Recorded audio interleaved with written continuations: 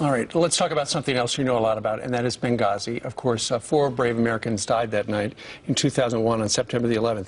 Over at Newsmax TV, Steve Malzberg got an interview with a woman by the name of Lydie Denier. I've never heard of her before. Apparently, she was engaged to Chris Stevens back in 1995. They were never married, but now she's working on a documentary called A Voice for Ambassador Chris Stevens.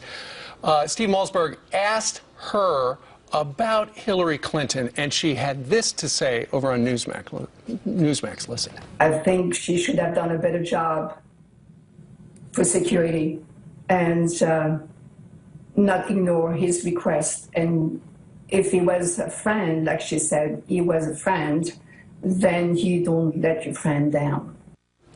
If she was a friend, you wouldn't let a friend down.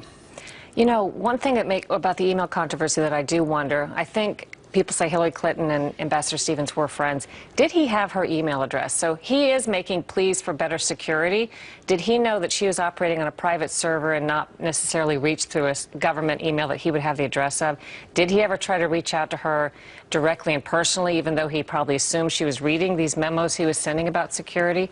I've kind of wondered what contact they had in light of her email arrangement. You know, keep in mind, too, is that this is what Hillary Clinton, the emails they're looking at now that could get her in a lot of trouble are the ones that she handed over. There's a whole bunch of emails that were deleted.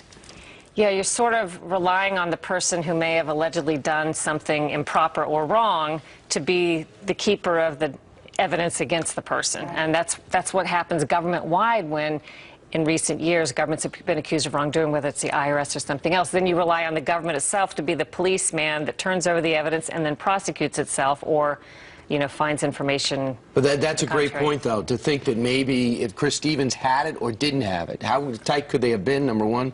Number two, if he had it and it was there and she ignored it. Because, you know, like a lot of things, they say just because her name was on information that came to the State Department doesn't mean she read it or even signed it. They've used that excuse with several different incidents like Fast and Furious.